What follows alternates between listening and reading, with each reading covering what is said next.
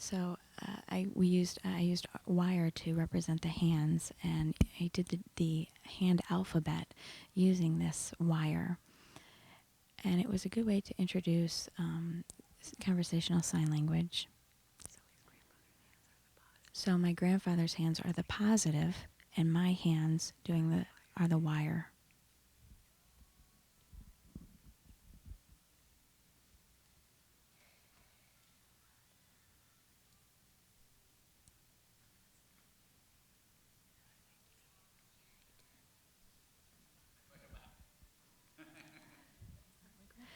Not my grandmother's head.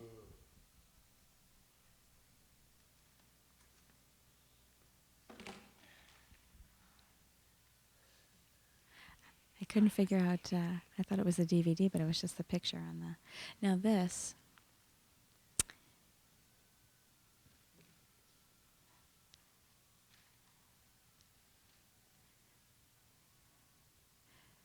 This piece, the American flag, is displayed here in the Dyer Arts Gallery.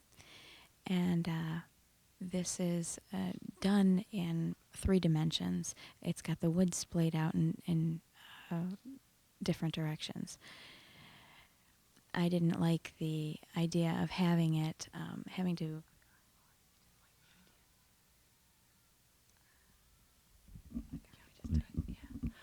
A person bought it and didn't like the idea of having it displayed with the light, and so they decided to sell it. Later, I made a larger one, and that's the one that's in the Dyer Art Gallery. And the one that I had originally made was much smaller. The one that's here on display is much larger, and that's the one that you see in picture form. The stripes of the flag come out and represent the sign for America. And also the stripes are kind of shown a fence. When I looked in a dictionary, there was an old dictionary of sign language and explained the concept of fence and the sign for fence. And as I looked at that, I thought about Native American ways, and somebody who came in who wasn't deaf didn't quite understand what this all meant. And so I decided to look in another dictionary, and it didn't have the Indian anymore in the definition of fence. So they were saying that that was an American symbol, and I thought, I didn't like that new dictionary definition. And so we're thinking about America and terrorism and the war and the history and protecting our earth and protecting our own country. And so I decided to change it and remove the idea of the fence, and this is what it's come to be.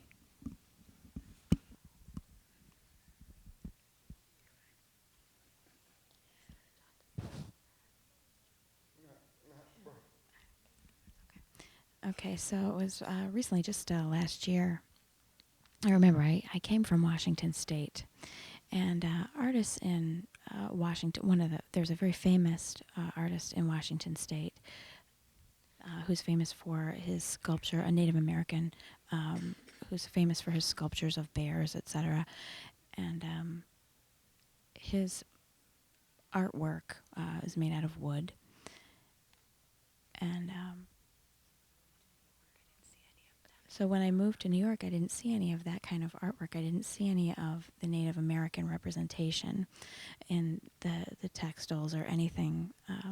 It seems like all the different geographic regions have their own kind of thing. I didn't understand that it was very specific just to one region.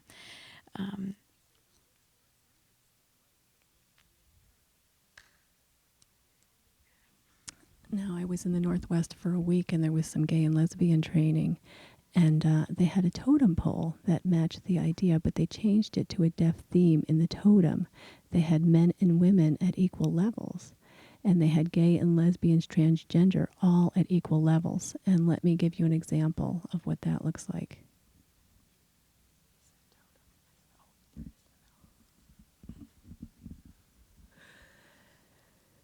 Let me focus in and zoom in on the middle if I can.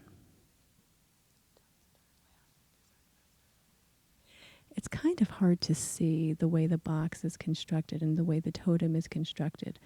But the eyes are looking through the hands,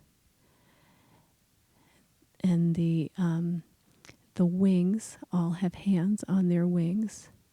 And the deaf artists who participated in that cut out the hand shapes, made hands, I love you, or put down people's names, sweethearts' names. They decorated the hands as they wanted them to be decorated, and then they were placed on this totem. And men and women are shown at in equal status.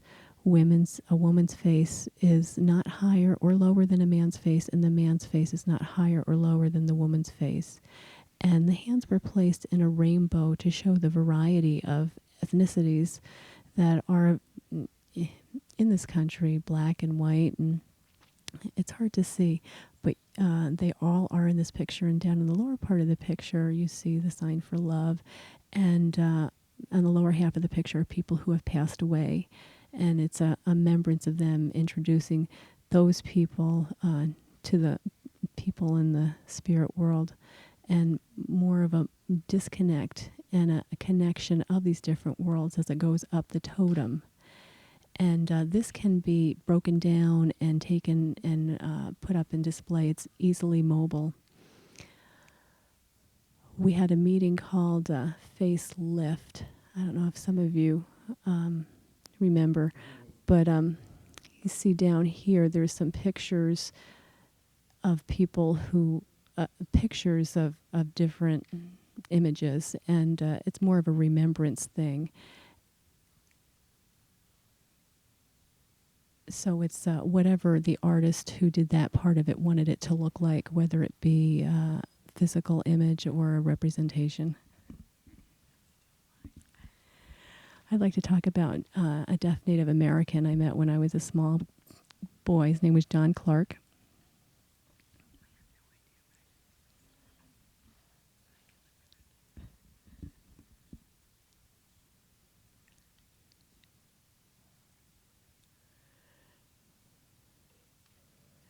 It's a little dark. Barbara Ray, could you help me?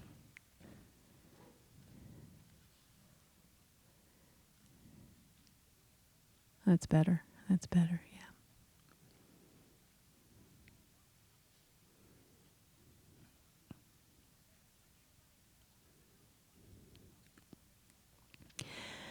This Indian was deaf. He was a sculptor. And I met him when I was a very young boy. He gave me a wooden sculpture of a bear. And I lost it. I thought it was a toy. A little silly. I'm kind of an idiot. My mother, told me to take care of it and put it away, and I didn't. I played with it. Fortunately, I have the picture. He did sign the back of it. This was in 1951. He was 56 years old when this picture was taken.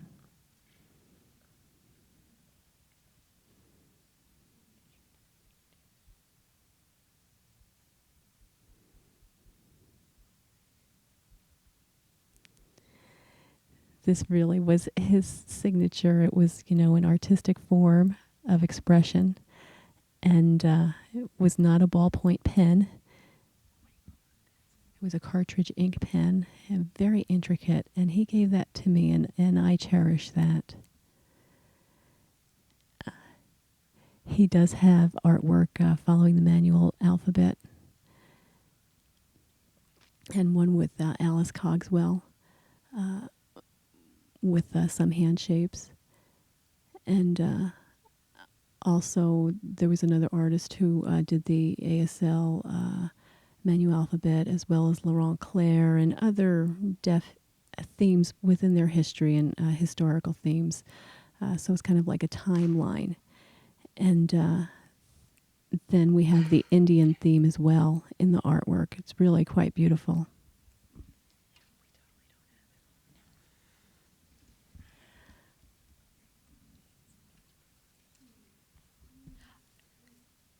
So at noon, there was one part that he had actually forgotten, and he wanted to make sure that he shared that. Yes, very important. Thank you, Barbara Ray. I had put it on this podium, and I totally overlooked it.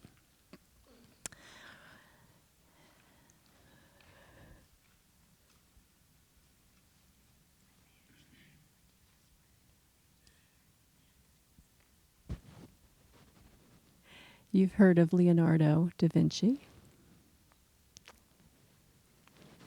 He was a famous Italian artist, sculptor, Renaissance person. Someone had done research in his work, and he had a person who worked for him who was deaf.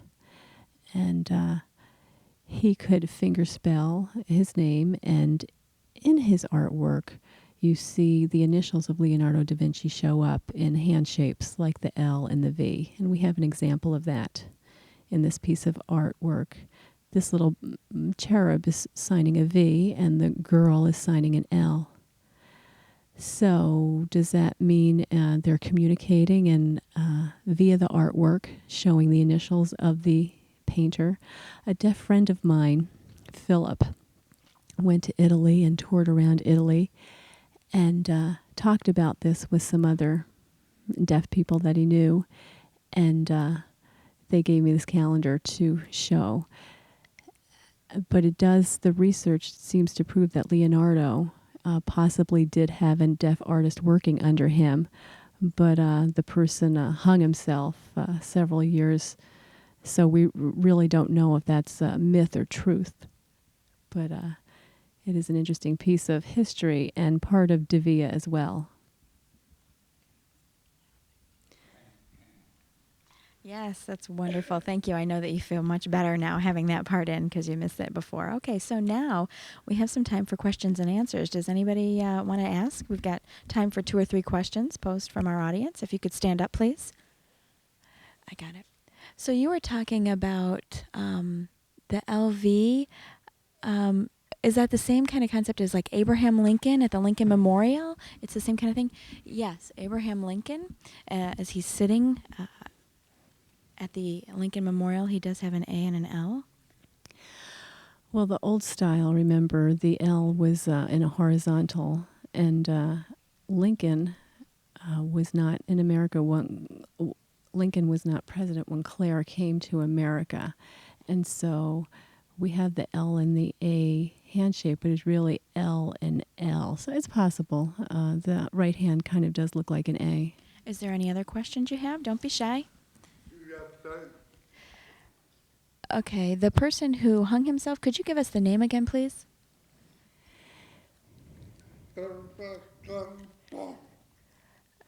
He was My cousin. it was my cousin, and it was we were very shocked that he had hung himself. Anything else? Anybody else have any questions? Don't be afraid. At noon, somebody asked him what kind of materials you use in your artwork. What do you use to make your art? I tend to use wire. I like to use grids in my work with the wire wire mesh, for example. You can see it in my work in the gallery. There's one piece of artwork called Forbidden Fingerspelling, and there's an emptiness, an openness that you can get through the mesh in order to communicate.